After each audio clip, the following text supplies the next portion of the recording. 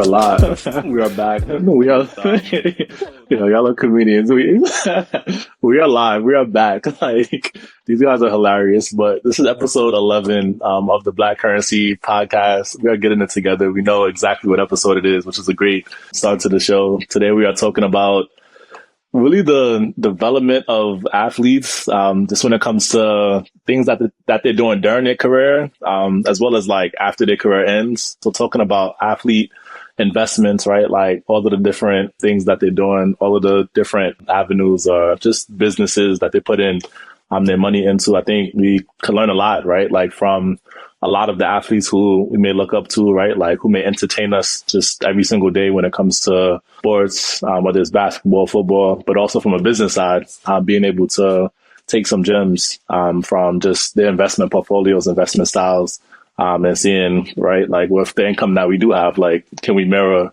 or like do similar things, right? Like with our money down the line. So I'm definitely looking forward to today's episode. I'll just kick it off, right? Like how y'all doing?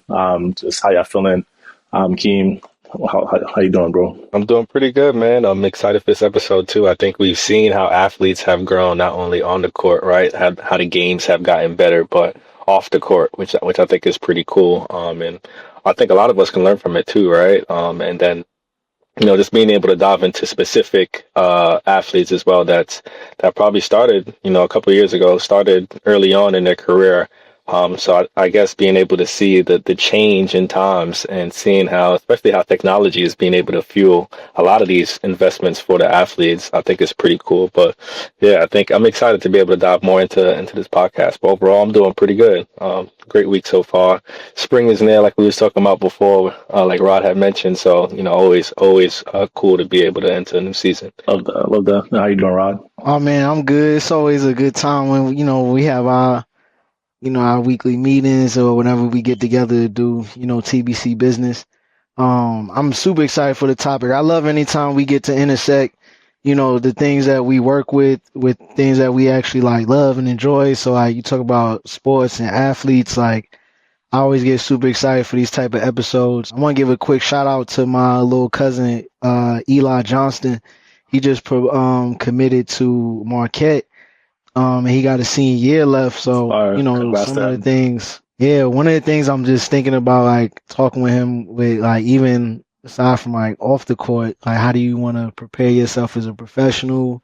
Like what kind of lanes you see yourself in? What are your interests now? How you see them developing later? So like, this is like perfect timing for me and excited to get into the topic for sure. Bro, I love that. Definitely.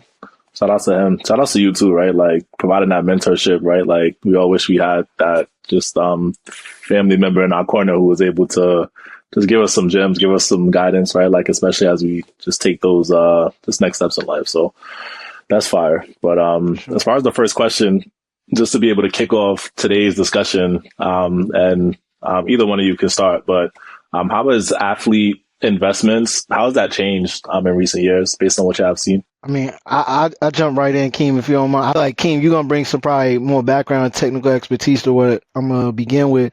But I mean, we went from, when the whole shut up and dribble movement happened, and we knew that was in the frame of politics, more so with, a lot of black men getting murdered on camera and like how high a lot of political energy was at the time. But, even in that time, we know that shut up and dribble wasn't just limited to politics. Like now, before back in the 90s or even 2000s, I'm only going by that because that's like, the era we came up in, we were kids.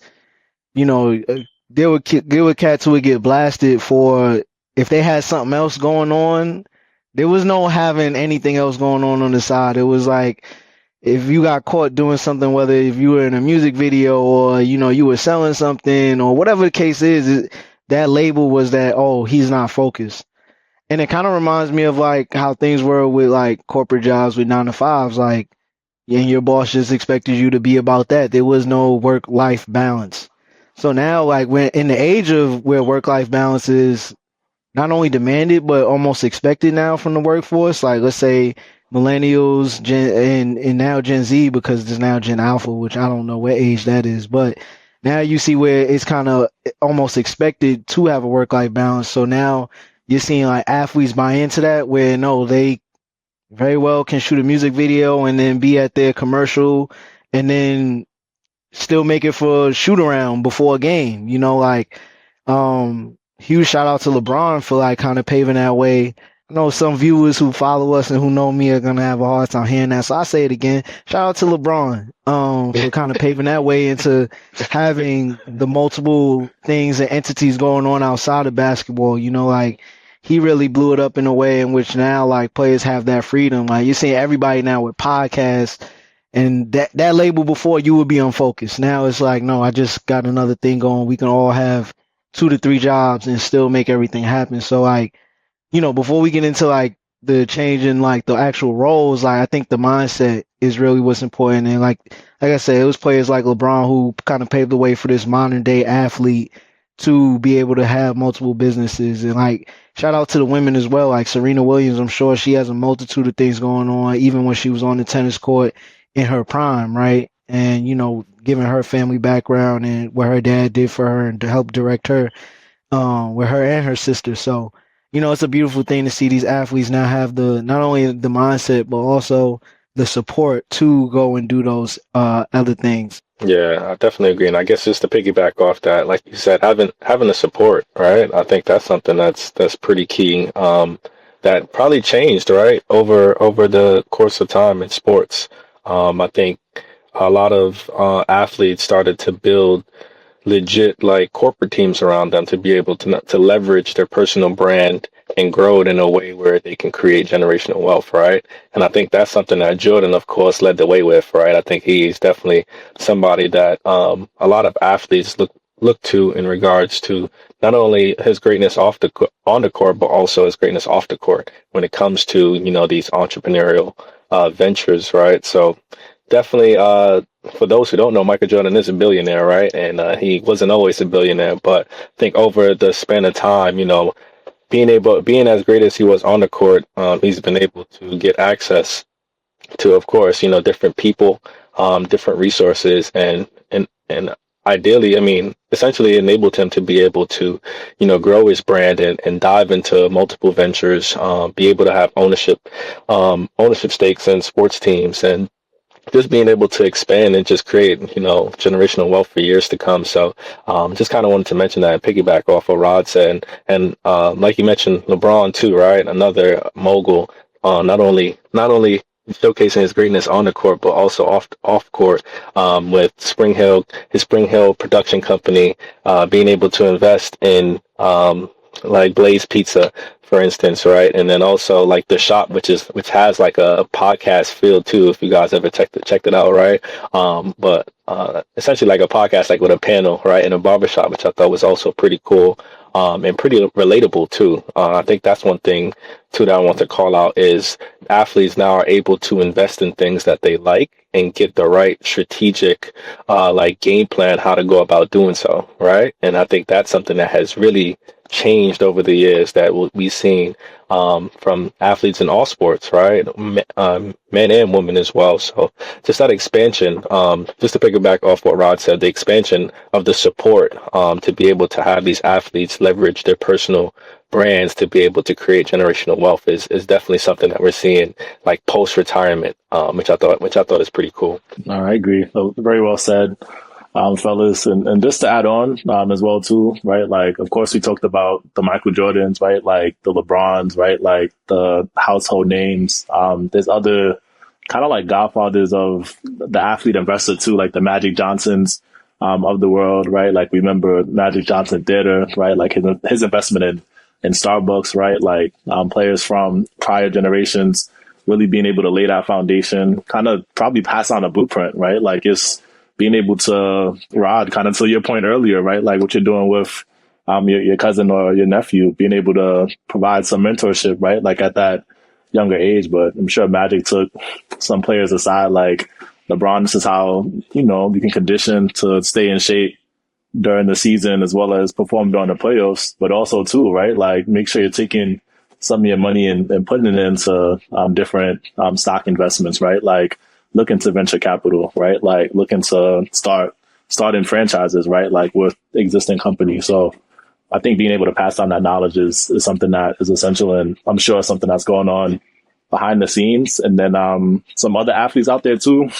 Alex Rodriguez, and I actually learned this as we were prepping for this podcast. But Alex Rodriguez, A-Rod, he has 15,000 units in real estate. 15,000, like that's amazing. He's also invested in gyms, as well as tech startups like Hims. I'm sure y'all seen all the Hims commercials out there. Their marketing budget has been crazy. In addition to Snapchat, he was an early investor in Acorns, Third Body, and then as we also know, he partnered with this guy named Mark Law to buy the Minnesota Timberwolves. So another great example of an athlete who has their money in a whole bunch of different places, whether it's startup investing or invested in different sports teams, right? Like A-Rod is definitely getting to it. Real estate as well.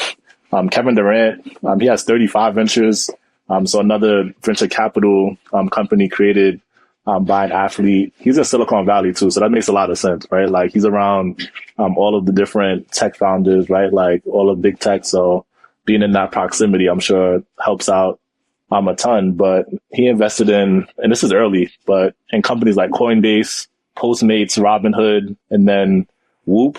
So another athlete who has just taken their money that they've owned on the court and like put it into a whole bunch of high growth tech companies that have scaled really fast. Some that have gone public, right? Like, and I'm sure he's made just some of the other folks as well out there.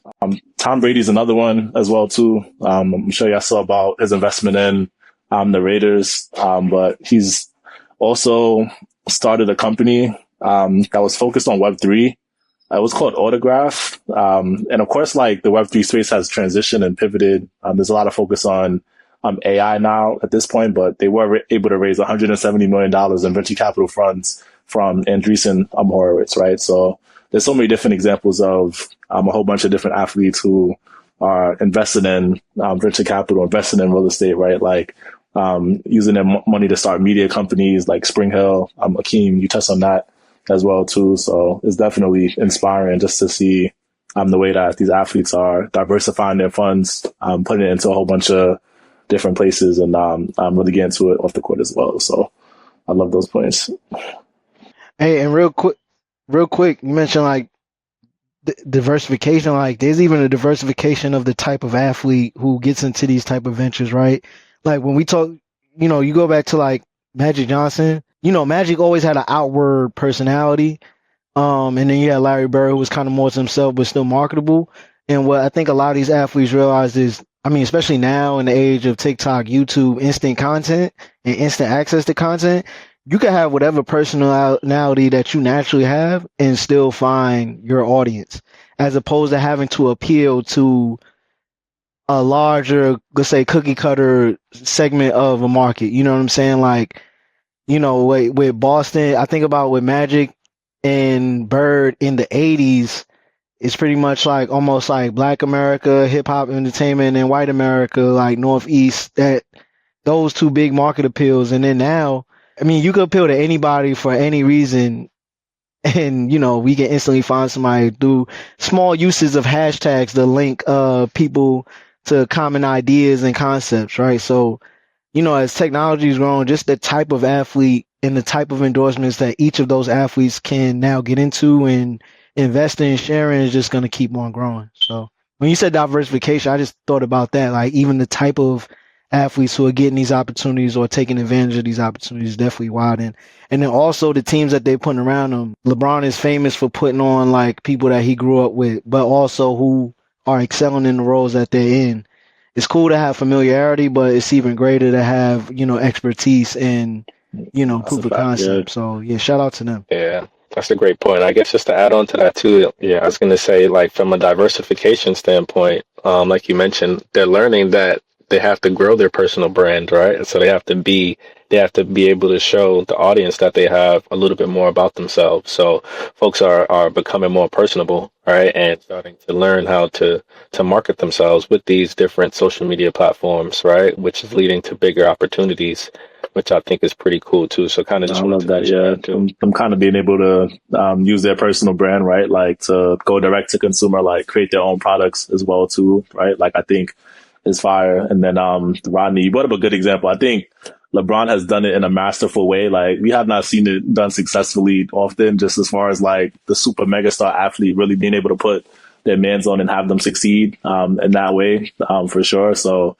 LeBron needs to write a book on that for sure. I don't know how he did it. Like his mad athletes with just huge entourages, right? Like folks trying to do stuff, but they have succeeded. Like shout outs to that group for real. So it's been pretty amazing to see for sure. And then as far as the next question, it's really related to, we've been talking about wins, and I think we can highlight some more wins, right? Like just within this segment, but also like what are some of the biggest losses that we've seen when it comes to athlete investments? Because of course, with any investment, it's a risk, right? Like it can go really well, or there's a chance that it does not go well, right? And just like what are some of the lessons that we can take away from those losses as well too?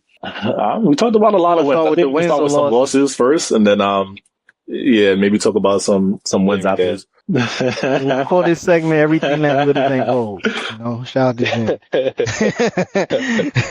Like you know, but shit, you think about some losses. I'm not sure who brought it up before, and I want to give y'all room, whichever one of you brought it up, to speak on it. But you know, AI was like my biggest inspiration playing I was ball. about to say you had the braids. I remember that fact. Braids, all the things, right? I think you on number 3 too, for real. You know what I'm saying? Like you on number 3. I'm on in practice. I'm on Quam head. You know, so. You know, going back to Allen Iverson as an example, you know, it was reported that he had major financial losses and hardship, despite earning over 200 million in his career, right? But yeah, I want one of y'all to speak to that because I didn't come up with that originally, but I just know AI because, you know, he comes from the 757 area when I went to Hampton. So I always thought about that because I had started out wanting to be. My original goal going to college was to study finance to become a financial advisor for athletes, but for this specific type of situation, you know, whether it's bad investments or having the wrong people in your ear telling you to do this with your money, or you just not knowing what the case may be. But he did have a saving grace with that trust fund. He couldn't access it. It was through his Reebok deal he did early. But if it wasn't for that, he could be like Delonte West right now, right? But yeah, if one of y'all could shed light on like exactly what went wrong not went wrong, but some of his missteps or what was reported financially. Yeah, so I remember like hearing the story too with AI. Just a lot of folks remember when AI was first coming up, he had a big entourage. You know what I mean? I'm not sure how many people he had on payroll. I never got to look into like all the details, but he made over like 200 million in his career.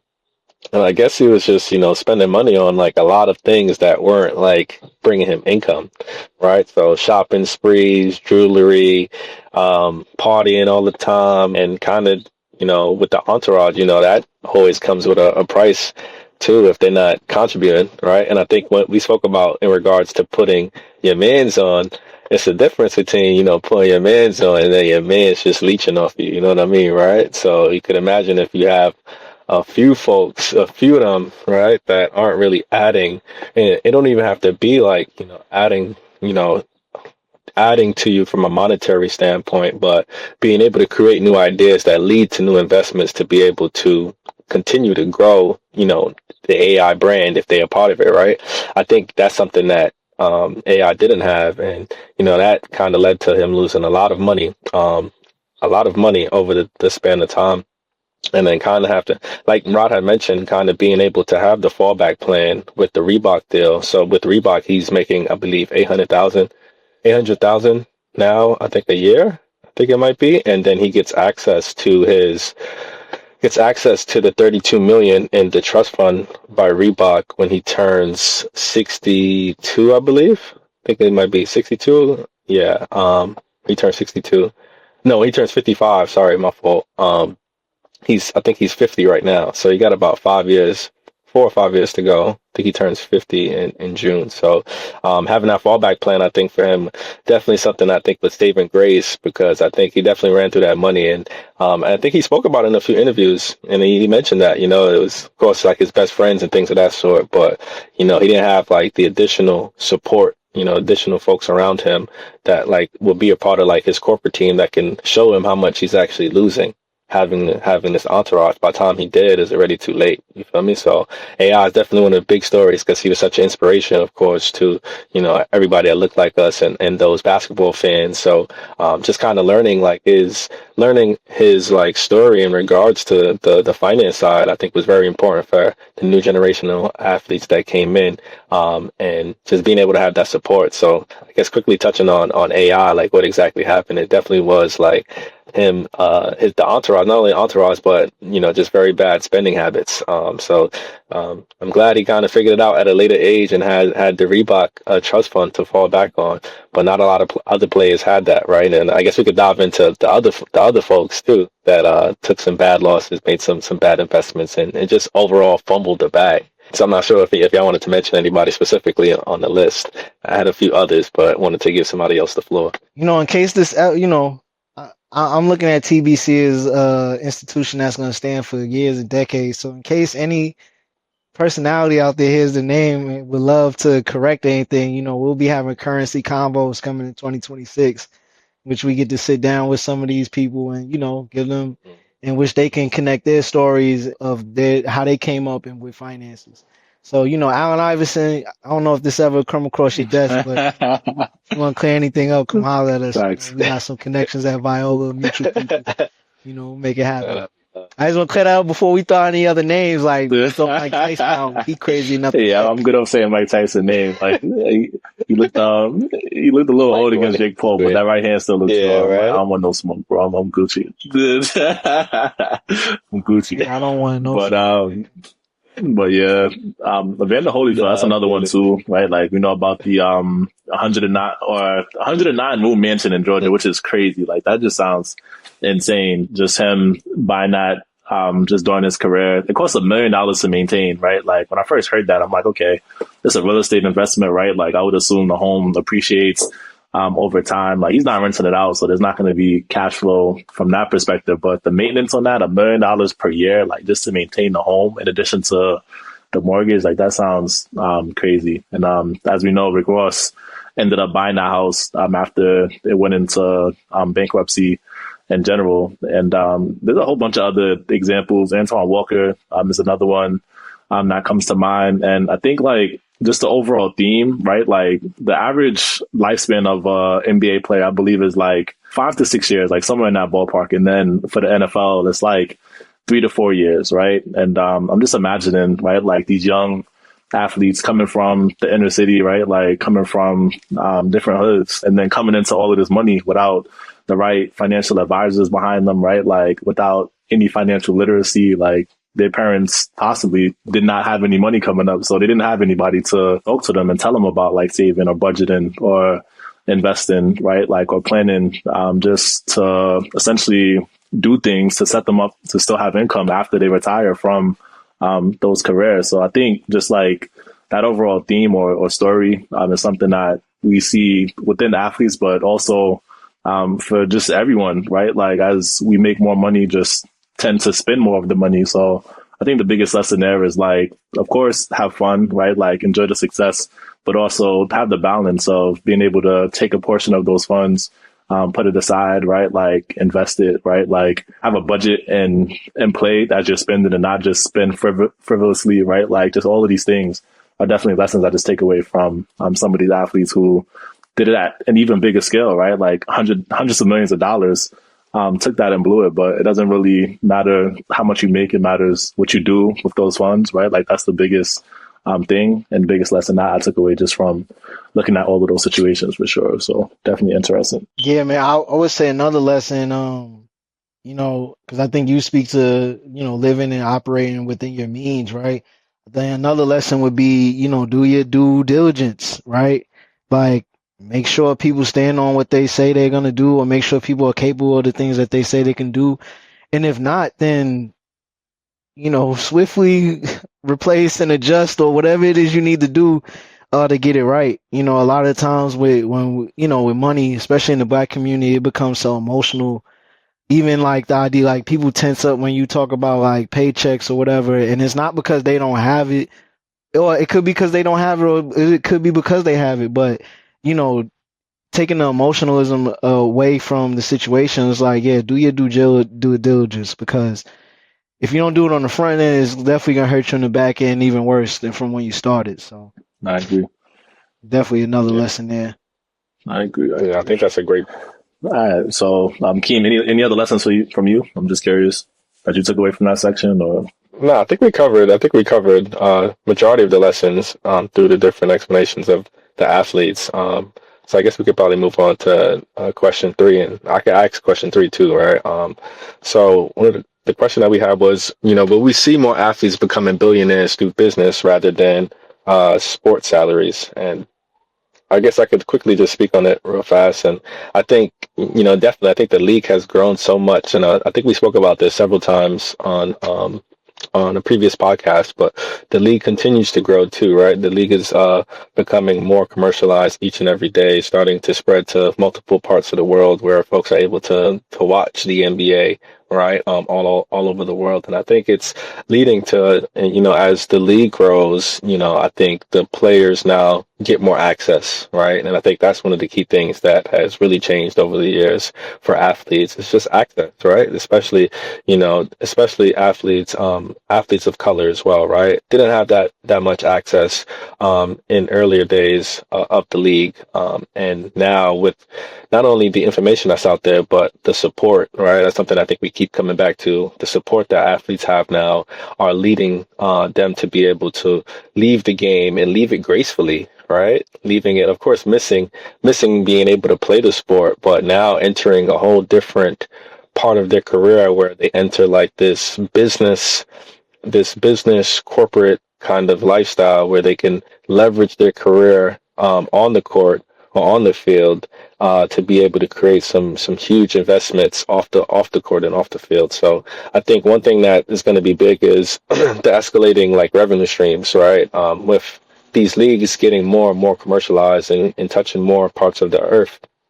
I think one thing that's happening is that the media deals are starting to get bigger, starting to get larger and larger, right? Which is kind of leading. I think they mentioned that it's going to be able to nearly triple in the next decade, right? So once that happens, of course, the salaries of the players are going to grow, and then the revenue pools as well is going to continue to grow. So not only I think it's a great time for players to continue to build their personal brands, especially the younger players that are becoming faces of their leagues, right? Whether it be baseball, basketball, football, soccer, whatever it may be. I think it's the perfect time for them to learn how to truly build a personal brand so that they can leverage it to continue to build on and off the court and the field. So I think that's something that's going to play a big role into like athletes becoming billionaires off the court when the time presents, but they can start to do it while they're on the court, creating different partnerships, endorsements.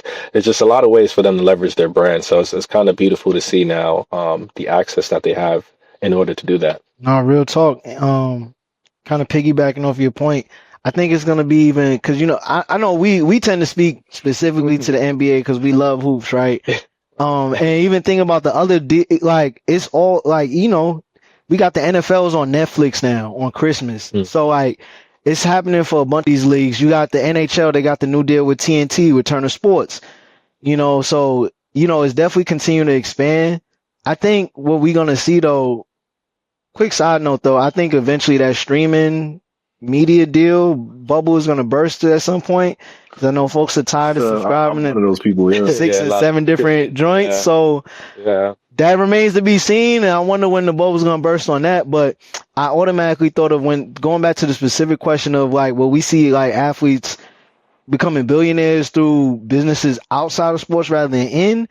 I don't know about billionaires, and that's hard to say. It depends on the lane you're in, but I would say for the women's game in basketball, that's like it's 100% true.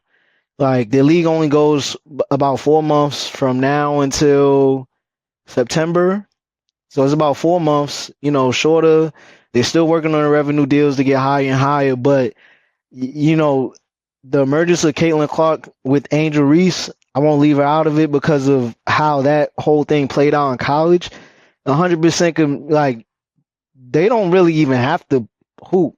You know what I'm saying? Like they don't have to hoop at all. Like they could be good with like if they stop playing today, or maybe I shouldn't say that. If they stop playing 2 years from now, to where they've really built out like themselves and have demonstrated work and proof of concept with brands, they don't ever have to play ball again. Which who would have thought we ever would have seen that? Not only from like basketball, or not only from the women's game, but from basketball in general or sports as a whole.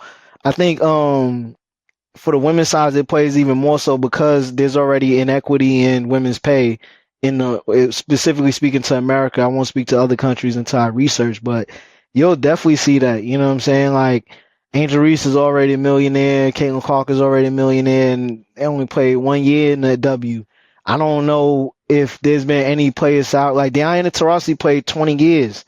I could only imagine what her total earnings have been over those 20 years from when she was from the early 2000s to now. Like her total career earnings might not touch what Angel Reese and Caitlin Clark are making with their salary in the WNBA and outside. So I think it's definitely going to be, if anything, the women athletes have the most opportunity and upside on that side. And then also sometimes we tend to overlook, even with the college players, we tend to overlook, like we know the star players, we know the second options, we know the thirds. People forget about what's the profitability and what's the ability to earn revenue for those people who are coming off the bench or not even playing. Those are the people who really have to dig into and really get, play onto ingenuity with what they can do with their brand, like what's their personality. There was a great show on Amazon Prime, The Money Game, following LSU. It's one kid, I think he was a transfer. He definitely wasn't a starter, or at least a star player, I should say. But, he got real creative with his business model. And, the LSU has a whole division there to help them work through their ideas. And it's like, yeah, if you could get real creative, you can leverage just being on a team alone. Like I played for the Raiders, or I played for such and such, but I got this $1 million idea that I don't need to play with the Raiders next year. So I think it's going to be it's a lot of upside for these athletes. I don't know about billion. That's going to come down to like, extreme, market uniqueness and just a product nobody's ever seen before.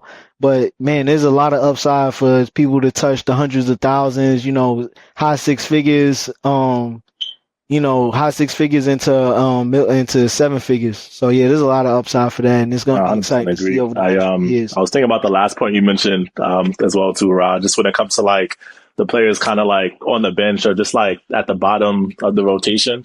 And to answer the question, like first and foremost directly, I think there will be more billionaires because of the information out there, right? Like as well as just players having the insight from past experience of players who came before them, right? So they know like, all right, like I cannot blow this bag, right? Like I can, spend some of it, but I'm going to need to invest some of it as well, save some of it. At least I would hope so, right? Like after seeing that happen to AI, right? Like an Antoine Walker, right? Like a Holyfield, right? Like I would take that lesson and use that to do something differently.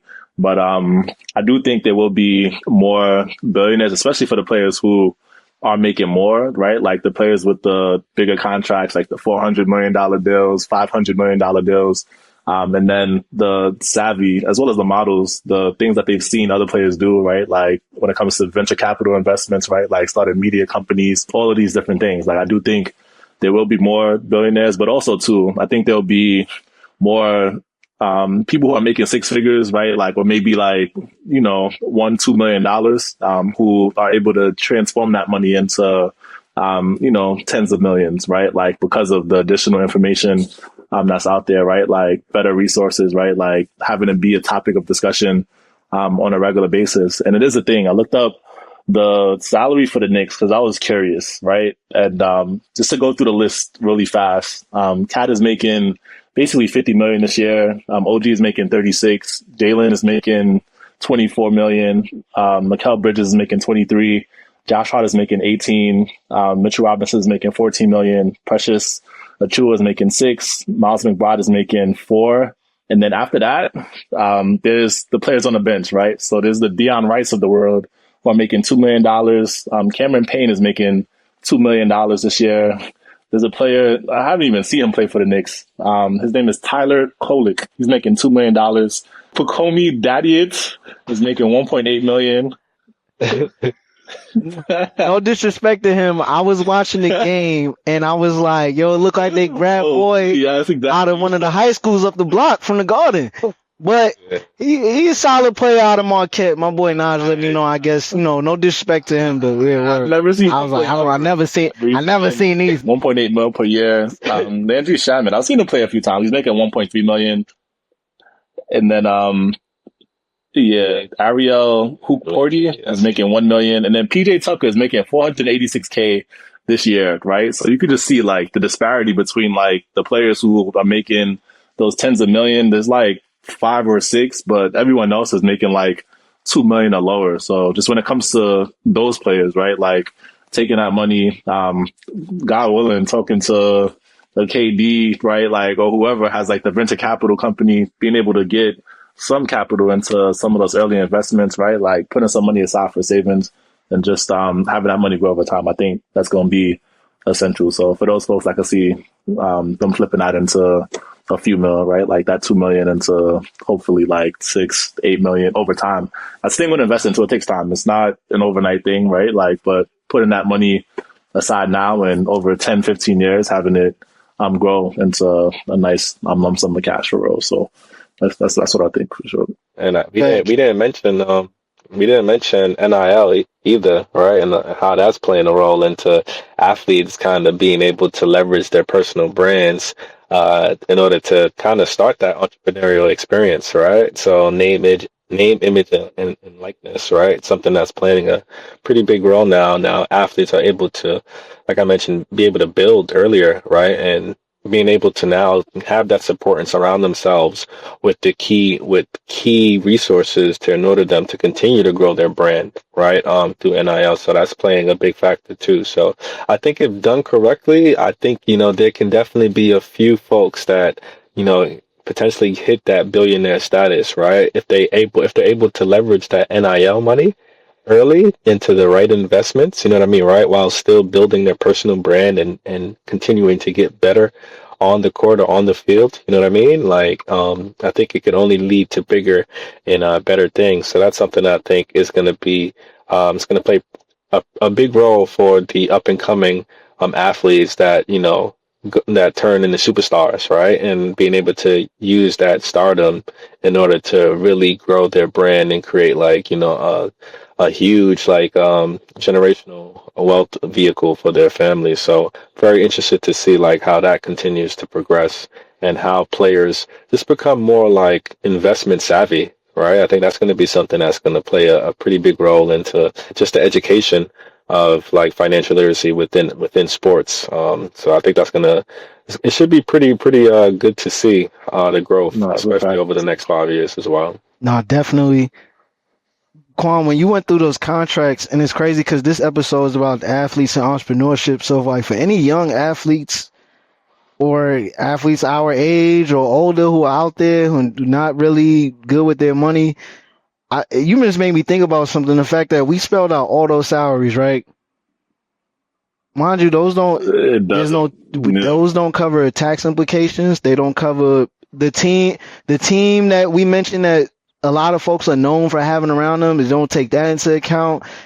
The things that help you operate and function as an athlete, like we didn't take into account none of those things. So if all those numbers that we done blurted that we went through for that roster, is really half. And that's just from taxes alone. Like, depending on your tax strategy, it could be anywhere between 30 and 50%. But man, like, okay, let's say 50%. And then you got maybe 20% going to the shit that helps you operate, the stuff that helps you operate as an athlete. So it's like, man, after that, you have a third of what you thought you really had. And that's where a lot of athletes really go wrong. It's like, listen, if you're getting paid from an entity that has a tax ID number, best believe the government is tracking, they know you got paid. So you got to pay that. Somehow you got to either withhold it up front or just tuck some money aside. But that's how a lot of these athletes get got. Like, and the government, they'll just wait. They'll just wait. And then, and by the time it's 3-5 years in, you get a tax notice from the IRS saying that you owe. Because either you wasn't handling your business or the person that you trusted, we talked about vetting and doing your due diligence. The person you trusted to handle that wasn't doing their business, So you just got to be aware of all the things and just know that there's always a cost to something at some point, So any young athletes out there, especially with this NIL thing, if you're dealing with someone who got a tax ID number, man, just know that money is going to get tracked and they know that you got paid and they're going to come to get theirs one way or another. Yeah, definitely got to put that bread aside. Convenient for sure. time. So that comes just like down to having the right team, right people around you. And there's good problems to have. It is a lot of money, right? Like, and even after the taxes. But that's definitely something to keep in mind for sure. But looking at all of this, I'm like, I should have went to the league. Like, it was that year between junior high school and high school. Like, I should have took it more seriously, bro. I should have been running around it's the like, block. Yeah, right. More serious. I say it all the time, bro. Today, like, facts. Up the hills, right? Yeah. I mean, Fawn, you got the privilege of, being 6'1", 6'2", I kind of knew it was over after JV. I had a good workout. Yeah. I came across Russ at the Gaucho's gym, and it's just like that was a bad matchup for me. I was like, yeah, I'm gonna just have fun with this. I'm pretty good in school. I don't have to worry about any scholarships. So I'm good.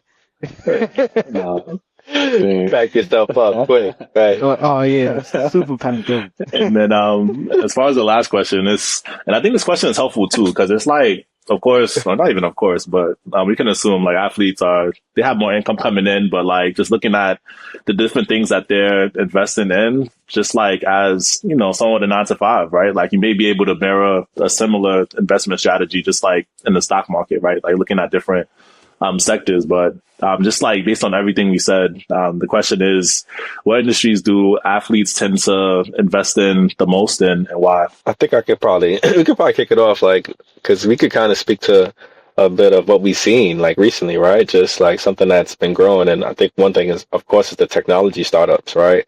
Being able to invest and get stake in these companies before they IPO.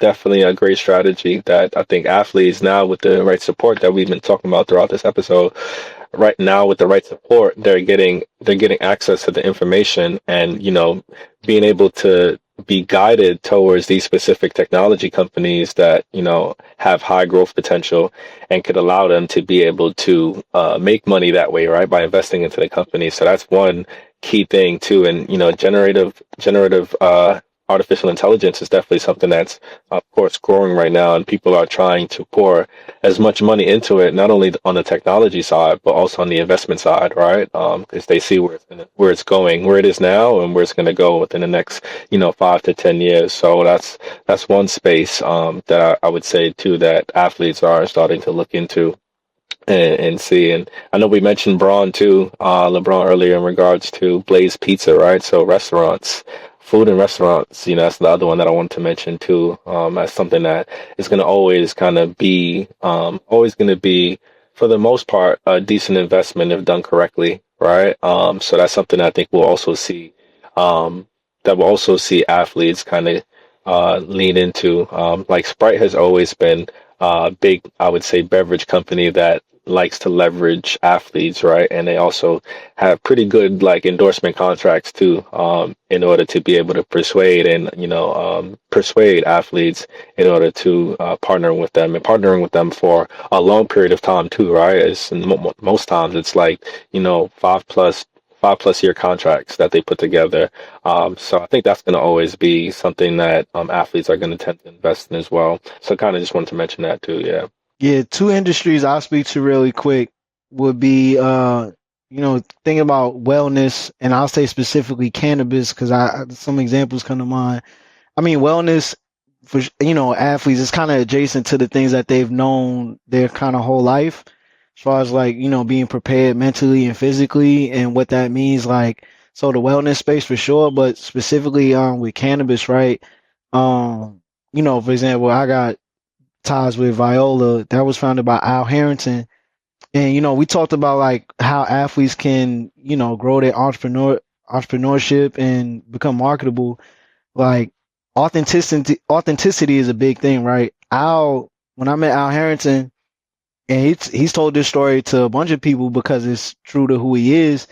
He started his company because one, well, he enjoyed weed. Not until he got to a certain team in the league, he got with, all the smoke, like that roster, and that's when he first started indulging. And then he talks about how, cannabis helped cure his grandmother's glaucoma. Like she couldn't even read and see it out of her eyes.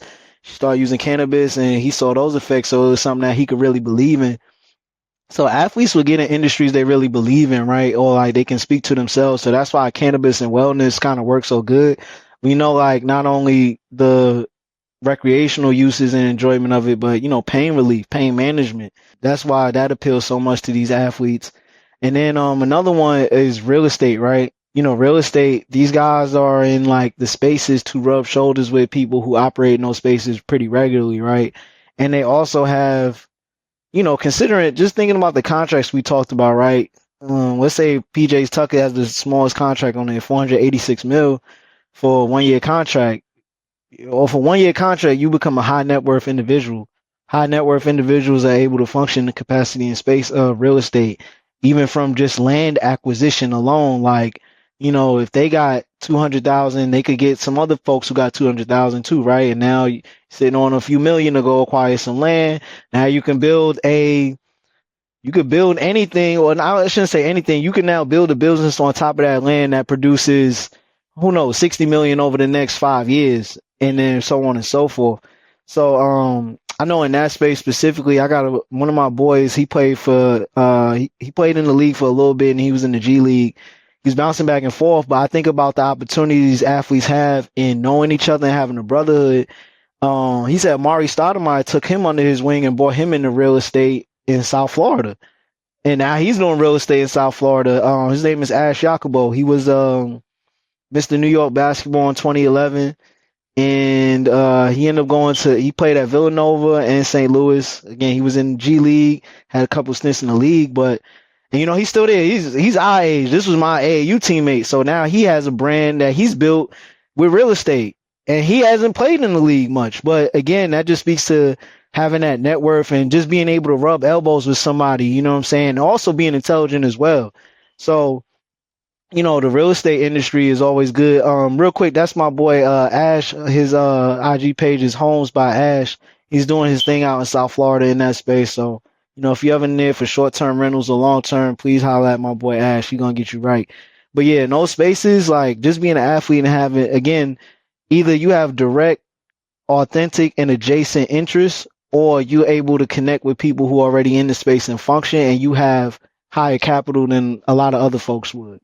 So yeah, those industries definitely. Yeah, I covered that. Yeah, that way. I covered a lot of the points. I guess like the other thing I would add is franchises, like being able to invest in like a Chick-fil-A franchise, for example, or like a Wendy's franchise, for example. And we even there was Junior Bridgman, rest in peace. I think he passed away earlier this year, but he's an example of a player. I think he made about 400,000 during his professional career. He was in the NBA, but his net worth when he passed away was like 700 million. It was pretty high, like it was extremely high. But he had invested a ton in franchises, right?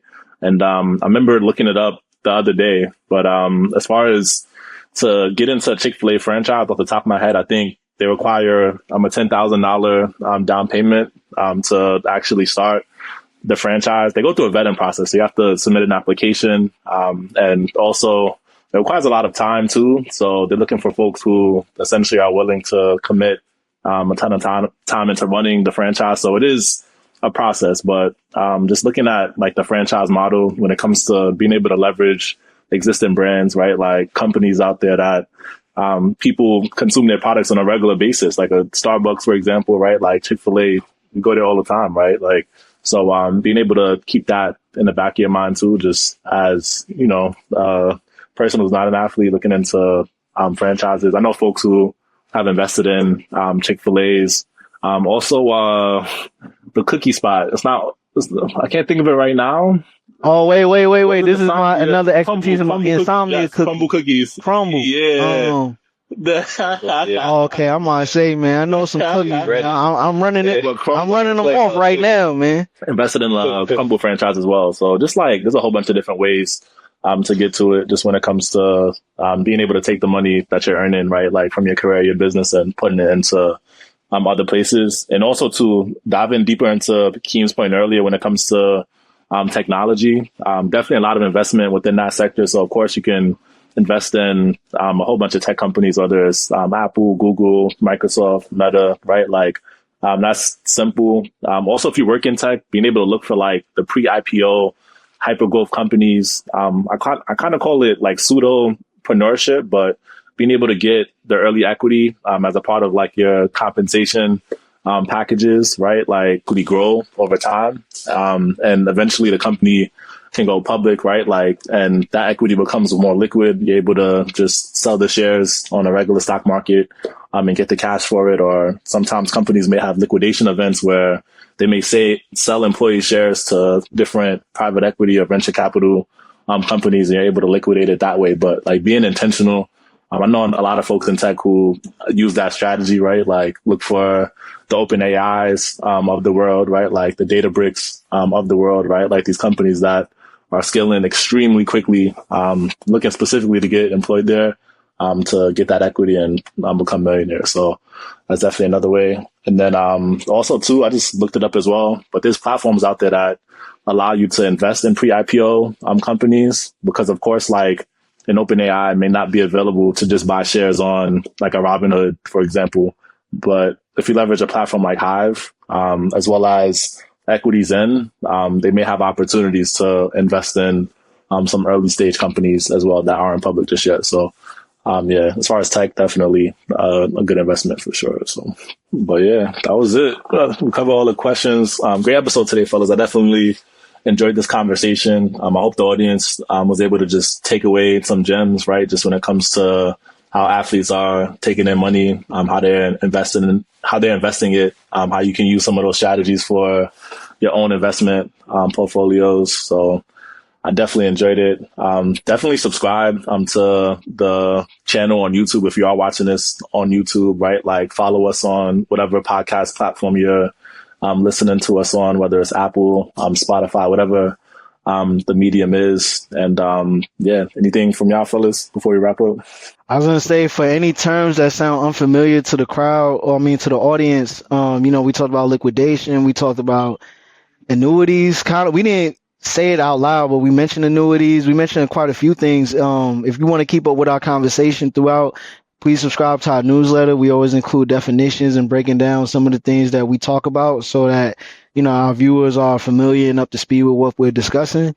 We got a few more things coming. Look out for our book club community that will be starting soon. And yeah, follow us on Instagram. We're always sharing little tidbits. There are other people who are very much doing what we're doing, who are giving a lot of great gems, and we like to share them, some of which we'll be engaging with later in the year. Facts.